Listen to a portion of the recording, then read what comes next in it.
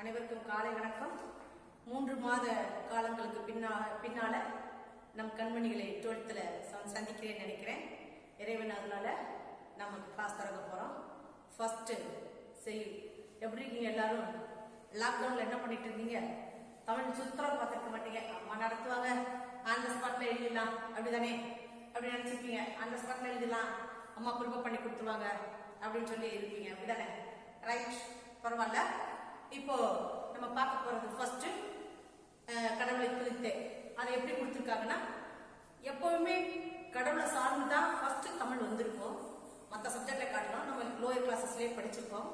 இருந்தாலும் இப்ப அதுக்கு இணையாக சூரியனுக்கு இணையாகவும் தமிழுக்கு இணையாகவும் சேர்த்து ஒரு செயல் கொடுக்கப்பட்டுள்ளது. ஆனால் இன்று இளந்தமிழே என்று சிற்பி பாலசுப்ரமணியம் எவ்வாறு உணர்த்துகிறார் என்று கேட்டா, இந்த கான்செப்ட். ஏன்னா செம்மொழி என்று நம் தமிழ் மொழியை குறிப்பிட்டுள்ளார்கள் அல்லவா? அது காலம் தொட்டு மேலும் மேலும் மேலும் வளர்கின்ற இளைஞர்கள் போலவே அது இளந்தமிழாகவே உலகத்தில் மின்னிக் கொண்டிருக்க வேண்டும். தமிழ்நாட்டில் மட்டுமல்ல, உலகம் முழுவதும் மின்னிக் கொண்டிருக்க வேண்டும் என்பது அவருடைய கனவு.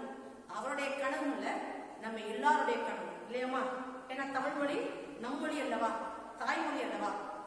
முன்னோர் மக்கள் பிறவாக இருந்தே, உலகம் தோன்றாது இருந்தே தமிழ் மொழி பிறந்தது என்று உலக வரலாறு குறிப்பிடப்படுகிறது. அந்த தமிழ் மொழி என்றும் இளமை மாறா தமிழ் மொழியாக இருக்க வேண்டும் என்று சிற்பி பாலசுப்ரமணியம் நம் கண்மணிகளுக்கு உணர்த்தியுள்ளார். என்ன என்பதை பார்த்தோம். கவிதைகள் எவ்வாறு எழுத வேண்டும் என்பதையும் அவர் நோட் பண்ணியிருக்கார். புக் எடுத்துக்காக மிஸ் நினைக்க வேண்டாம். உங்களுக்கு அவருடைய பற்றிய நூல் குறிப்பு, ஆசிரியர் குறிப்பு கண்டிப்பாக ஒன் வேர்ட்ல கேட்கப்படும். ஆக அந்த ஒன் வேர்டுக்கு மெயினான இதெல்லாம் என்னவோ அதை நோட் பண்ணிக்கங்க. இந்த பாலசுப்ரமணியம் என்ன மெயினா சொல்றாருன்னா, எத்திசையும் தமிழ் மொழி எத்திசையும் இளைஞர்கள். எப்படின்னா, பெருமையை பேசாத மரபு கவிஞர்கள். எதது? தமிழின் பெருமையை பேசாத மரபு கவிஞர்கள் இடர் எனலாம். அது மட்டும் இல்லாம தன்னை புதுப்பித்துக் கொண்டு பழஞ்சிறப்பை தக்க வைத்துக் கொள்ள வேண்டும் என்பதே கவிஞர்களின் ஆவா. கவிஞர்களின் ஆவா மட்டுமல்ல, புதுப்பித்துக் கொண்டே இருக்கணும். பழமையோடு சங்க கால தொற்காப்பின் அனைத்தும் சேர்ந்து என்ன செஞ்சுட்டு இருக்கணுமா? புதுப்பித்துக் கொண்டும் இருக்கணும். ஆக இளமை மாறா தமிழாக உலகெங்கும் நடைபெற்றுக் கொண்டிருக்கின்றன. மூத்த மொழியாக இருக்க வேண்டும். ஆனால் அது மூத்த மொழி நடைபெறந்து விட்டதா என்று கூறப்படக்கூடாது. அது எவ்வாறு இருக்க வேண்டும்? இளந்தமிழாக உலகெங்கும் தோன்றிக்கொண்டே இருக்க வேண்டும். புது புது கவி சொல்லாக்களாக தோன்றிக்கொண்டே இருக்கிறது. இன்றைக்கு பார்த்துக்கலாம், கணினி அது இது எல்லா துறைகளிலும் உங்களுக்கு சேர்க்கப்படுகிறது. முதல்ல செகண்ட் லாங்குவேஜ் என்ற நீங்க படித்துக் கொண்டிருக்கின்ற ஆங்கில மொழி இருக்கிறார்கள். அதற்கு இணையாக தமிழ் மொழியை கொண்டு வந்திருக்கிறார்கள் நம் அறிஞர்கள், ஆராய்ச்சியாளர், தமிழ் ஆராய்ச்சியாளர். ஆக அது எப்படி இருக்க வேண்டும்? உலகெங்கும் அடிச்சா ஒண்ணுக்கு ஈக்குவலா தமிழ் மொழி இருக்கிறதா? எஸ், இருக்கிறது. அப்படி என்று கணக்கீடு இருக்கப்பட வேண்டும் என்பதே கவிஞர்களின் கருத்து. அத இளந்தமிழ் என்ற இதுல கவிஞர் சிற்பி பாலசுப்ரமணியம் கூறுகிறார். அது என்ன வேண்டும்? இது கான்செப்ட் என்ன அப்படின்னா, ஃபர்ஸ்ட் சூரியனுக்கும் அந்த உழைக்கின்ற தொழிலாளர்கள், விவசாயிகள், அவர்களுக்கு ஓமைப்படுத்தினார். அந்த சூரியன் உதித்து எவ்வாறாக அந்த சுடர்வெளியில் நம் உடம்பில் அந்த கதிர்வொளி பட்டு வேர்வை ஏற்றுக் கொண்டதோ, அதுபோல் நம்ம உழைப்பாளிகளின் வேர்வை முத்துக்களாக அது தோல் மீது அவர் உழைத்து முத்துக்களாக வீட்டிருக்கின்ற அந்த தமிழுக்கு அந்த ஓமையை போற்ற நம் தமிழ் மொழி போல் ஏதேனும் ஒரு மொழி உள்ளதா என்று ஒரு இதுல ஓமைப்படுத்தினார். இன்னொன்று எப்படி இருக்கு? பாண்டியரின் வீட்டில் கொடி வீட்டிருந்தாய். அவர் சொல்றார், தமிழானது பாண்டியரின் வீட்டில் கொடி வீட்டிருந்தாய். முச்சங்கங்களையும் அமைக்க அங்க பாண்டிய மண்ணில் குடிகொண்டிருந்தாய். அவர் சொல்றார், ஒன்று இவ்வாறெல்லாம் தமிழ் தோன்றியிருந்த தமிழ் காலம் தொட்டும் இளமைமாறாக இருக்க வேண்டும் என்பதே அவர் கருத்து. இது அவர் கொடுக்கப்படுகின்ற கருத்து. இதுதான் உங்களுக்கு இளந்தமிழே என்ற கான்செப்ட். இதுல அவருடைய ஆசிரியர் குறிப்பு என்னவென்று என்பதை பார்க்கிறோம். கண்டிப்பாக நான் கான்செப்ட் சொன்னாலும் ஒரு லைனையும் சொல்லி உங்களுக்கு அதுல முக்கியமான ஒன் வேர்டு என்ன இருக்கோ அந்த ஒன் வேர்டை ஃபுல்லாவே நோட் பண்ணி கொடுத்துருவேன். அப்படிதான் கிளாஸ் எடுத்துட்டு இருக்கேன். அந்த ஒரு லைன் விடாம பார்த்தா என்ன மிஸ் சின்ன பிள்ளை மாதிரி 1ஆம் கிளாஸ்ல கொடுத்த மாதிரி நேரம். ஏன்னா எப்படி ஒன் வேர்டு எடுக்க போறாங்க என்ன என்பதே தெரியாது. ஆக எல்லாத்துலயுமே ஒரு லைன் நாம ரீட் பண்ணி முக்கியமான இம்பார்ட்டன்ஸ் கொஸ்டின்ஸ் அதில் அண்டர்லைன் பண்ணிட்டு வாங்க, சரியா வந்து மெயினா நம்மகிட்ட இருக்கிற பிள்ளைங்க நிறைய பேர் 12th இருக்கீங்க, வெளியில கிளாஸ் ஸ்கூல்ஸ்ல இருந்து வந்திருப்பீங்க. நான் 11th உங்களை பார்க்கல, இருந்தாலும் இந்த இப்படி கொடுக்கப்பட்ட பாக்ஸ்ல அதுக்கு மேல ஒவ்வொரு கலரும் என்ன கலர்ஸ்ல இருக்குதோ அது ஃபுல்லாவே மெயின் இம்பார்ட்டன்ஸ். அதனால இது கொடுக்கப்பட்ட இதை பார்த்துக்கலாம், அண்டர்லைன் பண்ணிக்கலாம். பாலசுப்ரமணியன் நிலவுப்பூ என்னும் கவிதை தொகுப்பு, எது பாலசுப்ரமணியன் நிலவுப்பூ என்னும் கவிதை தொகுப்பில் இடம்பெற்றுள்ளது. கவிஞர், பேராசிரியர், மொழிபெயர்ப்பாளர், பன்முகம் கொண்டவர், இவ்வாறெல்லாம் இதழாசிரியர் என்று பல முகங்கள் கொண்டவர் என்று குறிப்பிடப்படுகிறது.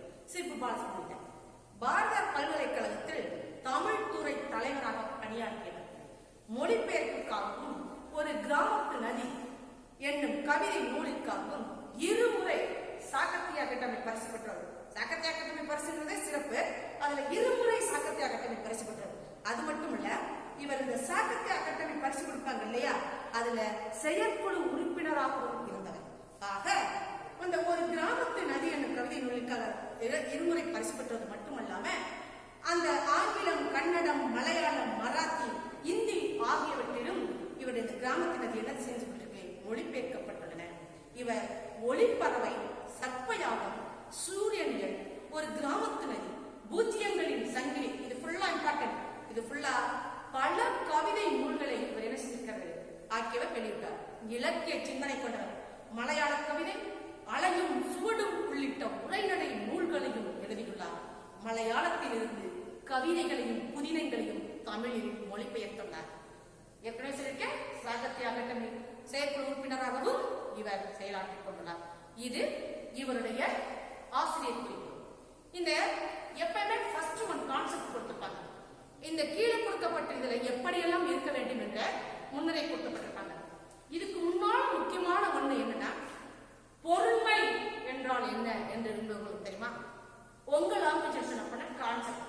அந்த பொறுமை என்பது ஒரு இயலில் உள்ள அந்த பொறுமை ஒரே தலைப்பில் உள்ள கவிதை பேழை என்ற இளந்தமிழே, இங்கிட்டு தமிழ் மொழியின் நடை அழகியல் எல்லாமே, செய்யுள், இலக்கணம், என்ன இன்னொரு செயல் கொடுத்திருந்தாலும் துணைப்பாடம், இந்த மாதிரி விரிவானம். இன்றைக்கு துணைப்பாடம் என்பதை விரிவானம் என்று கொடுக்கப்பட்டுள்ளதா, அந்த ஒரே கவிதை பேழை என்ற பொறுமையில இந்த அத்தனை கருத்துக்களும் டாபிக்கும் அடங்கி இருக்கும்.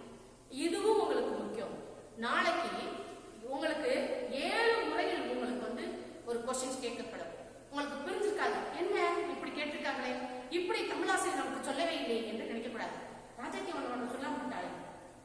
கவிதை பேழை என்ற பேழையில் இளந்தமிழரை குறிப்பிடப்படாமல் இதுக்குள்ள இந்த கிராமத்து நதியின் விளக்கத்தை எவ்வாறு விளக்கினார், இல்லைன்னா என்ன கொடுத்திருக்கிறார், நிலவுப்பு என்னும் கவிதை தொகுப்பில் என்ன சிற்பி பாலசுப்ரமணியன் விளக்கினார், இப்படி எல்லாம் கேட்கப்படும்.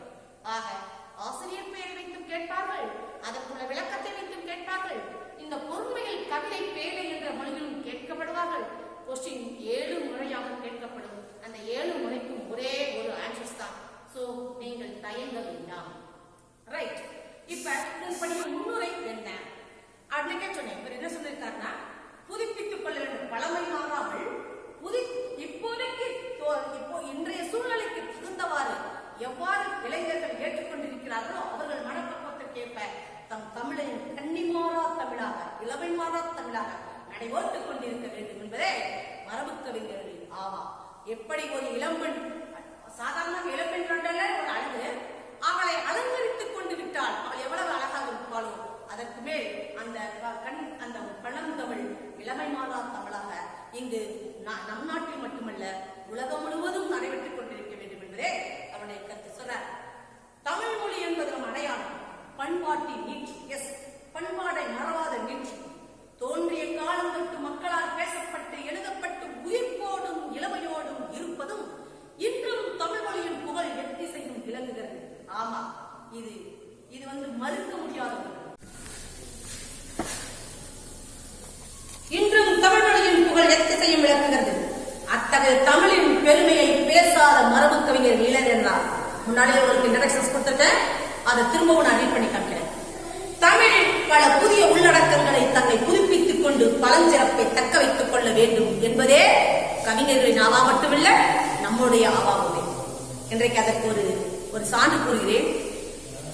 5 வருடங்களுக்கு முன்னால் இதே நம் பள்ளி 10th 493 எடுத்த ஒரு மாணவன் இன்று BE அந்த அதுக்கு பேர் என்ன மழை வருவதற்கு சொல்வார்கள் அவங்க ஆங்கில மொழி வெதர் கண்டிஷன்ஸா அது சொல்றாங்களே அதுக்கு படித்து முடித்தார். அந்த மாணவன் அவர் பேர் என்ன கார்த்திக் ராஜா தூத்துக்குடி கல்லூரியில் படித்து முடித்தார். படித்து முடித்துவிட்டு இன்றைக்கு படித்து முடித்த கையோடையே நமது தமிழ்நாடு அரசு வெளியிட்டுள்ள குரூப் செகண்டா அந்த நல்ல ஒரு போஸ்டுக்கு பரீட்சை எழுதி அதில் தேர்வு செய்து விட்டார். தேர்ச்சி பெற்று விட்டார். இன்டர்வியூ அட்டன் பண்ணிட்டு எந்த லைனுக்கு வந்துச்சு. ஒரு நாள் என்னை சந்திக்க வைக்கிறார். எந்த லைனுக்கு வந்த எந்த லைன்ல சூஸ் பண்ணிக்கீங்கன்னா மெடிக்கல் நல்ல ஒரு போஸ்ட் ஆபீசர்ஸ்ல மெடிக்கல் லைன்ல ஒரு போஸ்ட் நல்ல ஆபீசர் போஸ்ட்டுக்கு ஒரு இதுக்கு அவர் தேர்ச்சி பெற்று விட்டார். அவர் சொல்றார் அந்த எப்பப்பா போய் ஜாயின் பண்ணிப்பார். நான் ஜாயின் பண்ணலாமா? ஏன் அவன் படிக்கும் காலத்தில் இருந்தே தமிழ் மொழியில் ஆர்வம் பண்றான். அன்றையில இருந்தே இன்னைக்கு அவன் படிச்ச வேற படித்தது அவன் எடுத்துக்கொண்ட துறை வேற. ஆனால் தமிழ் மொழியில் ஆர்வம் கொண்டு ரொம்ப ஈஸியா ஒரே தமிழ் அடிச்சு போயிட்டு போயிட்டார். ஒரு ஸ்டூடெண்ட் இருக்கும் போதே அட்டன் பண்ணி அடிச்சு போயிட்டார். ஏப்பா ஏன் ஜாயின் பண்ணலாமா? நல்ல போஸ்ட் இருக்கீங்களே ஏன் ஜாயின் பண்ண கேட்கிறார். நான் டெல்லி போய் IAS பண்ணணும்னு நினைக்கிறேன். நான் சொன்னேன் மனமாற என் வாழ்த்துக்கள் என் ஆசை, இதுவே என்னுடைய ஆசைமா, நீ போய் அதை ஜாயின் பண்ணி அதுக்கு ட்ரை பண்ணு அப்படின்னு சொல்லி இன்றைக்கும் டெல்லி சென்று அவர் படிக்க வேண்டும் என்பதை இந்த சூழ்நிலையில் அவர் செல்லாமல் இருக்கிறார். இன்றைக்கு ஆன்லைனில் அவர் பார்த்துக் கொண்டிருக்கிறார். அவருடைய கருத்து பூராமே IAS ஆக வேண்டும். ஆக நாம் என்றைக்கு இருந்தால் நினைச்சுட்டு இருக்கணும், நம் மொழி மாறாமல் நீ என்ன அடுத்து எழுத போனாலும் நம் தமிழ்நாட்டுக்குள்ள என்ன பரிசு எழுத போனாலும் இது உனக்கு என்றைக்கு இருந்தாலும் உனக்கு ரொம்ப யூஸா இருக்கும். ரைட், என்ன கொடுத்துருக்காங்க ஃபர்ஸ்ட் அந்த கதிரவன் நான் சொன்னேன் இல்லையா, கதிரவனுடைய அந்த காட்சி செல்வத்தி பூக்காடா இருக்கும் போல அதுபோல் இங்கு உழைப்பாளிகளின் வியர்வை அதற்கு ஈக்குவலாக அவர் கைகள் சிவந்து ஈக்குவலா இருக்கிற அந்த ஓமையை அதை சொல்வதற்கு வேறு எம்மொழியும் இல்ல தமிழ் மொழிதான் இருக்கிறது அவ்வளவு சிறப்புப்படுத்துவதற்கு என்று கூறியுள்ளது. என்ன கூறியிருக்கார்?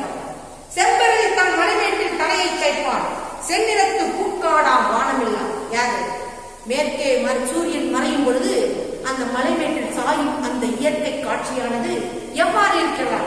செந்நிறத்து பூக்காட வானம் ஃபுல்லா அப்படியே செந்நிறத்து பூ போல் அப்படியே மலர்ந்து இருக்கின்றதாம். செம்பருத்தி பூக்கள் போல் அவ்வளவாக மலர்ந்திருக்கிறார்.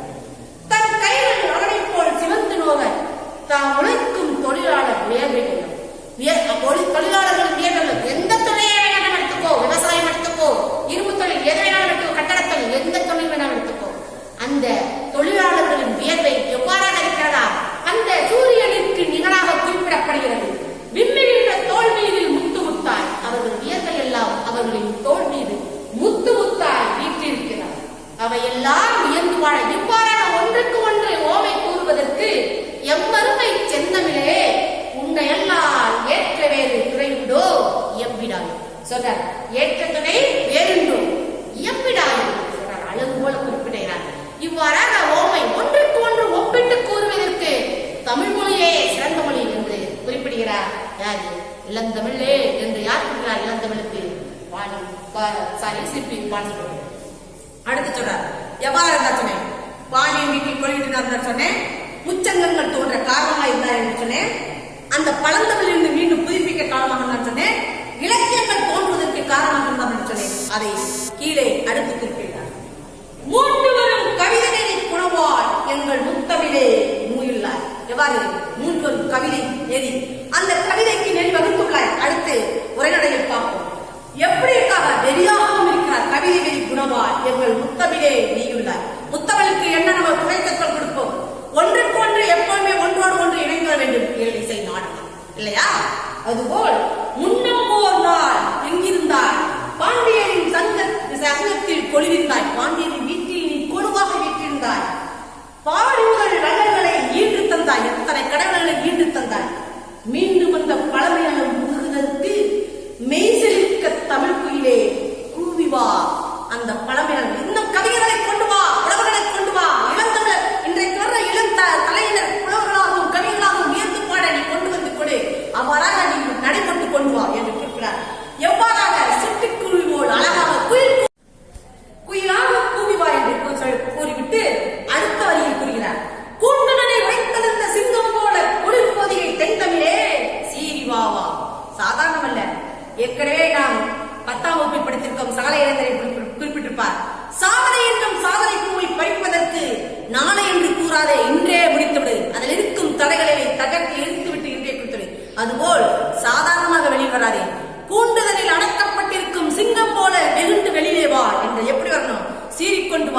தென்பொதிகை தமிழே அவ்வாறாக செயல்பட்டுக் கொண்டு அப்ப என்ன இளந்தமிழாகவும் இருக்கணும். எப்படி இருக்கணும்? ஒரு வீரமிக்க தமிழ் நடை போல் தமிழ் மொழி போல் வீர நடையோடு மொழிபெயர்த்துக் கொண்டிருக்க வேண்டும். எல்லா மொழிகளிலும் வீர நடை போட்டு உலகம் முழுவதும் நாம் சிறப்பாக செயல்பட்டுக் கொண்டிருக்க வேண்டும் என்பதே சிற்பி பாலசுப்ரமணியத்தின் ஆவா, நம்மளுடைய ஆவா. இதுதான் சிற்பி பாலசுப்ரமணியம் இளந்தமிழை என்று குறிக்கப்பட்டுள்ள கருத்து. இதுல உங்களுக்கு சாதாரணமாக எப்படி கேட்பார்கள் என்ற கொஸ்டின் பழைய முறைக்கே இருக்காதீங்க. ஏற்கனவே கூறிவிட்டேன், கவிதை பேழை பொருண்மை என்பது கவிதை பேழை. அந்த கவிதை பேழையில் சிற்பி பாலசுப்ரமணியம் கூறிய கருத்து என்ன என்று கேட்பார்கள். அடுத்து சிற்பி பாலசுப்ரமணியம் கூறப்பட்டுள்ள இளந்தமிழை என்ற தொகுப்பில் கூறப்பட்டுள்ள செய்தி என்ன என்று கேட்பார்கள். இல்லையெனில் நிலவுப்பூ என்னும் கவிதை தொகுப்பில் கூறப்பட்டுள்ள கருத்துக்களை விளக்கி எழுதி என்று கூறுவார்கள். இல்லையெனில் பாண்டியன் வீட்டில் கொலியிட்டிருக்கும் அந்த விளக்கத்தை கூறி என்று கேட்பார்கள். இல்லையெனில் அந்த செம்பருதி தலை சாய்ப்பான் கதிரவன் என்று அதற்கு ஏற்ற ஒப்புமையை தொழிலாளரின் தோள்களில் ஏற்றிருக்கும் அந்த முத்துக்களின் அந்த வியர்வையை ஒப்பிட்டு கூறு என்று கேட்பார்கள். ஏனெனில் இந்த ஆண்டு 2 மார்க் கொஸ்டினுக்கு 4 மார்க் கொஸ்டினுக்கு நினைக்கிறேன் 4 மதிப்பெண்கள் கொஸ்டினுக்கு இந்த கேள்வி கேட்கப்பட்டது அந்த முதல் பாராளுமன்றம். ஆக எப்படி கொஸ்டின் கேட்டாலும் ஆன்சர் ஒன்றுதான். நீங்க தயவு செய்து இப்படி கேட்டாங்களே அப்படி கேட்டீங்களே என்று நீங்கள் திகைக்க வேண்டாம். ஆன்சர் ஒன்றுதான். நீங்க இதை அதுதான் ஒரு லயன்கிராம கொடுக்கிறேன். இந்த லயன்கிராம பார்த்தாலே நம்ம ஈஸியா அடிச்சு போயிடலாம். ஓகே, முடிஞ்சிட்டா? என்னுடைய கருத்து இதுதான். எது? இளந்தமிழே என்ற தலைப்பில் சிற்பி பாலசுப்ரமணியம் கொடுக்கப்பட்ட கருத்து. இலக்கண குறிப்பு, ஒவ்வொரு சொல்லுக்கும் இலக்கண குறிப்பு எந்த வகுப்பிலிருந்து பார்த்திருக்கிறோம்? 9th, 10th, 11th, 12th. இப்ப 12th பார்க்க போறோம். இந்த இலக்கண குறிப்பு நம்ம பிள்ளைங்க தான் மோஸ்ட்லி 11th உள்ள பிள்ளைங்க இருக்கீங்க. வேற ஸ்கூல்ல இருந்து கொஞ்சம் பிள்ளைங்க வந்திருக்கீங்க. நீங்க படிச்சிருப்பீங்க. இருந்தாலும் இப்பொழுது கூறுகிறேன், ஏற்கனவே இதற்கு விதி கொடுத்திருக்கேன். ரொம்ப ஒண்ணு போக வேண்டாம். பண்பு தொகை என்று கேட்டால் மைக்கெடும் இருபொருள் தொகை. வினைத்தொகை என்று கேட்டால் 3 காலம். அந்த விதியை ஞாபகம் வைத்துக் கொண்டே இருக்க வேண்டும். தூக்கத்தை கேட்டாலும் சொல்ல வேண்டும். வினைத்தொகை என்று கேட்டால் 3 காலங்களை கேட்டோம். அதற்கு ஒரு சான்று எடுத்துக்கொண்டு வைத்துக் கொண்டே இருக்க வேண்டும். உண்மை தொகை நாம் உன் மறைந்து வருமா? வேற்றுமை தொகைக்கு உள்ள ஐயாவுக்கு இன்னதுக்கு ஃபர்ஸ்ட் எதனை கொண்டு ராமனை கொண்ட நம்ம இடத்தை வெற்றினான். இந்த மாதிரி ஐ மறைந்து வருவது என்ன, ஆள் வருவது என்ன, இவ்வாறாக ஒன்று உண்டு. அடுக்கு தொடர் 2, 3 தொகை. இரட்டை கிழமை 4 முறை வந்தாலும் பொருள் தராது. ஆனால் அடுக்கு தொடர் பொருள் தரும். இவ்வாறெல்லாம் ஒன்று இருக்கப்படும் பொழுது எல்லாம் பார்த்துக் கொண்டே வரும்போது ஒவ்வொரு சான்றுக்கும் பார்த்துக் கொண்டு வரும்போது அதன் விதியையும் நீங்கள் ஞாபகம் வைத்துக் கொண்டால் இதை கண்டிப்பா என்ன செய்யலாம், கண்ணை மூடிட்டு எடுத்துக்கலாம். Mark 1 mark 2 marks. இப்ப உனக்கு இதனுடைய கஷ்டமே இருக்காது. எனக்கு கேட்டா அந்த காலத்துல இதை கொடுத்து இதுக்குரிய ஆன்சர் எழுது, விடையை மட்டும் எழுதுவாங்க. இப்ப என்ன செய்வாங்கன்னா, உனக்கு 7-14 என்ற ஒரு பகுதி இருக்கு இல்லையா வினாவில, அந்த 7-14 உனக்கு ஆப்ஷன்ஸ் மாதிரி கொடுத்துரும். அந்த ஆப்ஷன்ஸ் எடுக்கலாம். நம்ம ஆப்ஷன்ஸே வேண்டாம், நம்ம எப்படி வேணாலும் எடுக்கலாம். ஏன்னா நம்ம பிள்ளை நம்ம எல்லாம் யாரு வெரி ஜீனியஸ். நம்ம என்ன கொடுத்தாலும் நாங்க அடிக்கிறதுக்கு ரைட். அந்த விதியை நாங்க என்ன இருந்து படிச்சுக்கோம், 9th இருந்து படிச்சுக்கோம். சோ சான்று பார்க்க அந்த விதியோடு சேர்த்து என்ன செஞ்சிடலாம், கரெக்டாக எழுதிடலாம். செம்பெழுதி, செந்தமிழ், செம்மீரம். நல்லா பாரு, செம்மேல் பிளஸ் தமிழ். ஆக மைக்கிறதா பிரித்தால் ஈர்த்ததா அழகா பண்பு தொகை. செந்தமிழ் செம்மீர் பிளஸ் தமிழ், செந்நிறம் செம்மீர் பிளஸ். ஓகேவா? முத்து முத்தாய். இதில் 2-3 தடவை அடிப்பு வந்தாலும் பொருள் தந்தால் அதுக்கு பேர் என்ன, அடுக்கு தொடர். சிவந்து, ஏற்கனவே சொல்லியிருக்கேன், நிலைமொழியின் ஈட்டில் உ ஈ முடிந்தால் வினையச்சம். நிலைமொழியின் ஈட்டில் ஆ கொண்டு முடிந்தால் பெயரச்சம். பெயரை கொண்டு வருவது அது பெயரச்சம். ஆக வினைந்து சிவந்து வினையச்சம். வியர்வை உள்ளம் வெள்ளம் இணைச்சுப்பார். ஓமையும் இரண்டையும் ஒன்றாக காட்டுவது ஒரு வகை. அப்படியே அழைக்குவா, ஓமேயத்தையும் ஒன்றன் மேல் ஒன்றாக காட்டுவது என்றது 2 ஒன்று என்று கூறுவது ஒரு வகை. ஒன்றை தொற்று ஒன்று வந்துவிட வேண்டும். ஆக ஒரு வகை. இதுதான் உனக்கு கொடுக்கப்பட்டிருக்கிற இலக்கண குறிப்பு. அடுத்து உறுப்பிலக்கணம். அந்த உறுப்பிலக்கணம் எப்படி ஏற்கனவே நம்ம எங்க பார்த்திருக்கோம், 9th பார்த்திருக்கோம். அதெல்லாம் ஏன் இப்ப சொல்றீங்க, அதோட கண்டினியூட்டி அடுத்தடுத்து வந்துட்டு இருக்கணும். 6 உறுப்புகள். அதுவே இது உறுப்புகள். அது என்னென்ன? ஃபர்ஸ்ட் எடுத்தோடனே பகுதி, தென் சந்தி, இடைநிலை, சாதியை, லாஸ்ட் ஒன்றுக்கு தான் செய்யணும், விகுதிக்கு போகணும். எப்பயுமே லாஸ்ட் ஒன்றுக்கு தான் என்ன செய்யணும், விகுதிக்கு போகணும். அந்த 6 உறுப்புகளை வைத்துத்தான் நம்ம என்ன செய்வோம், உறுப்பிலக்கணம் பார்க்க போகிறோம். ஆனது விகாரம் இந்த மாதிரி. ஓகேவா? பார்க்கலாம்.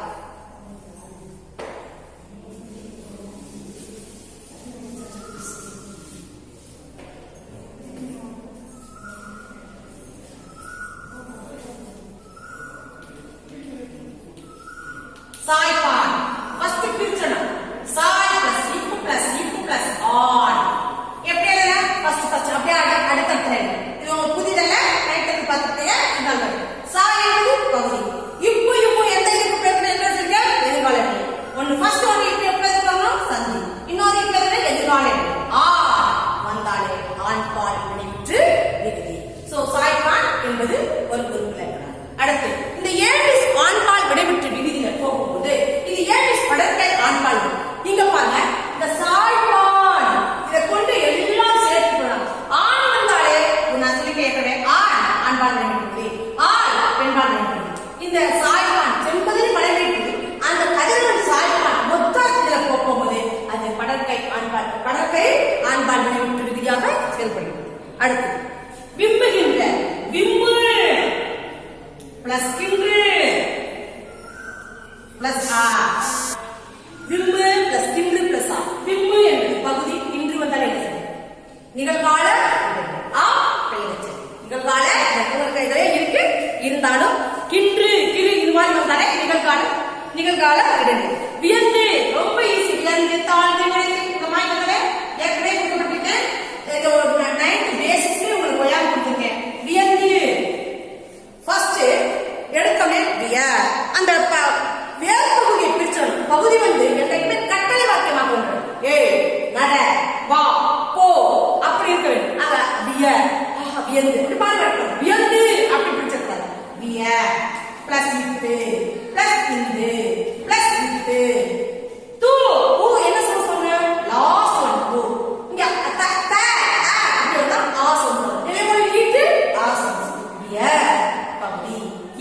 சந்தி இரு ஆந்திகாரம் இத்து இறந்த கால நிலை. இத்து இறந்த கால நிலை. இந்த தூ அப்படி சவுண்ட் சொல்றே சொல்லி பார்க்கணும். இத்து பிளஸ் நம்ம கேட்கவே எங்க யூகேஜி 8 படிச்சிருக்கோம். இத்து பிளஸ் தூ ஈக்குவல் டு தூ. ஒரு மெய்யெழுத்தும் ஒரு உயிரெழுத்தும் சேர்த்து போடுறது. ஆக இறுதி நிலைமொழியின் ஈட்டில் இறுதி எழுத்து எவ்வாறாக உச்சரிக்கப்படுகிறதோ அவ்வாறாக அந்த விகுதி பகுதி வர வேண்டும். தூ என்பது எவ்வாறாக போகும்? ஓ. த என்ற பொழுது எழுத்து எவ்வாறாக பெயர்ப்படுகிறது? ஆ. ஆக ஊ என்பது அடையச்ச விகுதி போகும். தென் அடுத்து பிரித்தாள்.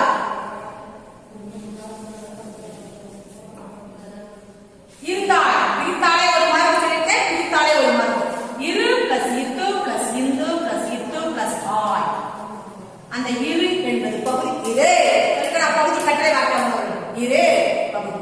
இத்து சந்தி, இந்து ஆனந்தம், இத்து இறந்த கட்டளை, ஆய் முன்னிலை ஒருமை பிணைவிட்டு, ஆய் ஓய் ஏ இந்த மாதிரி தான் முன்னிலை ஒருமை பிணைவிட்டு. சோ 9th இருந்து இலக்கண குறிப்பும் குறிப்பிலக்கணமும் 9th இருந்து 10th தான் பார்த்துப்போம். 11th பார்த்துப்போம். ஆனா 11th மட்டும் புதுசா என்ன வரும்? உணர்ச்சி என்ற ஒரு எக்ஸ்ட்ரா ஒரு இலக்கணம் தோன்றும். அணி இலக்கணம் பார்த்த மாதிரி ஒரு புணர்ச்சி. ஆனா இதோட புணர்ச்சினா பேசிக் எங்கே பார்த்துக்கோம்? 8th பார்த்துக்கோம். புணர்ச்சி என்றால் என்ன? நிலைமொழியின் ஈட்டில் இறுதி எழுத்தும் மறுமொழியின் முதல் எழுத்தும் சேர்ந்து புணர்வது புணர்ச்சி. அந்த புணர்ச்சி எத்தனை வகைப்படும்? 2 வகைப்படும். அது என்ன? சாதாரண இயல்பு புணர்ச்சி. அதுக்கு என்ன விதி? உடம்பின் மேல் உயிர் ஒன்று இயல்பது என்ற விதிப்படி சாதாரணமான இயல்பு புணர்ச்சி. ஃபார் எக்ஸாம்பிள் தாய் தந்தை, தாய் பிளஸ் தந்தை, அந்த மாதிரி அந்த அதுக்கு காமன் விதியே கொடுக்கப்பட வேண்டும் என்று சொல்ல முடியாது. சாதாரண இயல்பு புணர்ச்சி பிரித்தால் அவ்வாறாக அது ஏது சேராது. இதுக்கு இந்த விதி மட்டுமே கொடுக்கப்படும் என்று சொல்ல முடியாது. அவ்வாறாக சேரும். ஆக இயல்பு புணர்ச்சி, விகார புணர்ச்சி. விகார புணர்ச்சி என்ன செய்யும்? தோன்றல், கெடுதல், திரிதல், இந்த மாதிரி 3 சொல்லும். ஆக இந்த இதை கொண்டு புணர்ச்சியின் விதியை வைத்து ஒரு வாடி கொடுப்பாங்க. அந்த விதி எவ்வாறாக கண்டுபிடித்து அதை பிரிப்பாய், அது எவ்வாறாக செயல்படும் என்பதை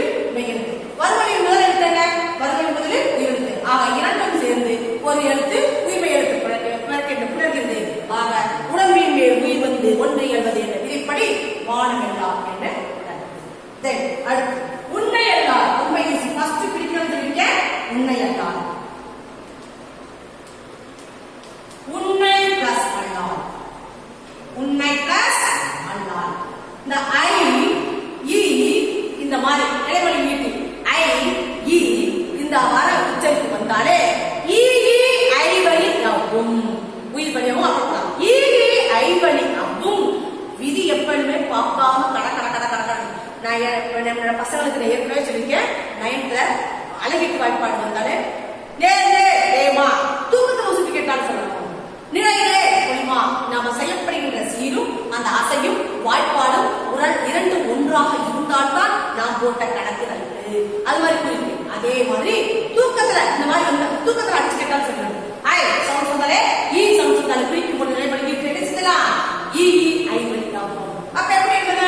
உன்னை பிளஸ் ஈ பிளஸ் அல்லால். உன்னை அல்லால் என ஈ ஐ வலியாகும் எனப்படி அந்த விதியின்படி உன்னை பிளஸ் ஈ பிளஸ் அல்லால் என்று உடைகிறது. அடுத்த என்ன? காமன். இந்த நை எப்படி ஈ பிளஸ் நை ஈ பிளஸ் ஐ ஈக்குவல் டு நை. அறிகிறதா? உன்னை அல்லால் என்று காமன். உடம்பின் மேல் உயிர் வந்து இரண்டாவது ஒரு விதி இரண்டாவது. உடம்பின் மேல் உயிர் வந்து ஒன்று என்பது எப்படி இப்படின்னா ரெண்டும் சேர்ந்து கரெக்டாக வரும். அந்த நம்ம அழகிட்டு வாய்ப்பாடு அந்த மாதிரி வந்தப்போ இரண்டாவது வந்துட்டு உன்னை அல்லால் என பிறகு. ஓகேவா? தென் இந்த அடுத்து மூணாவது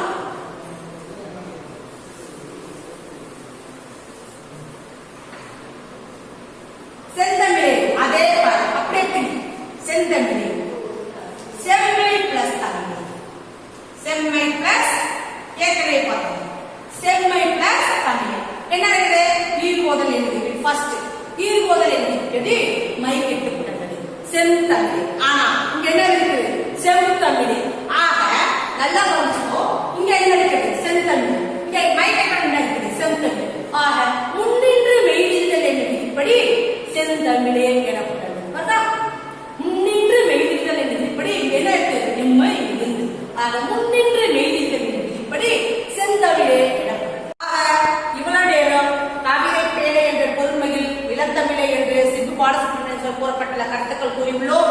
அதற்குள்ள இலக்கண குறிப்பு, உறுப்பிலக்கணம், உணர்ச்சி விதி. எக்ஸ்ட்ரா உனக்கு புதுசா உள்ளது உணர்ச்சி விதி. இலக்கணத்தை படிச்சிருக்க இருந்தாலும் அதை ரீகால் பண்ணிக்கிட்டே இருக்கேன். கொடுக்கப்பட்டுள்ளோம். இது ஏதேனும் சந்தேகங்கள் இருந்தால் உங்களுக்கு தொடர்பு கொள்ள முடியுமாக இருந்தால் தொடர்புலாம். இல்ல நீங்க இதுக்குள்ள கருத்துக்களை படித்துக் கொண்டே இருக்க வேண்டும். ஆன்லைன் கிளாஸ் எடுத்துட்டாங்க நம்ம பார்க்காம இருக்கக்கூடாது. இதை கொஸ்டினை எப்படி வேணாலும் கேட்பேன். நீங்க வாட்ஸ்அப்ல கூட அனுப்பிச்சுட்டு இருக்கலாம். இது எப்படி பள்ளிக்கூடங்களில் உங்களுக்கு இதை செயல்பட சொல்லி உங்களுக்கு மெசேஜ் அனுப்புறாங்களோ அப்படி எனக்கு அனுப்பிச்சுட்டே இருக்க. நாங்க அதனுடைய தேர்வுக்கான விடைத்தாளை தீர்த்திக் கொண்டே இருப்போம். ஆக இது இன்றிலிருந்து இதை படித்துக் கொள்ளுங்கள். நாளைக்கு மறுநாள் மறு கருத்துக்களில் இருந்து உங்களை தொடர்ந்து சந்திக்கிறேன். வணக்கம்.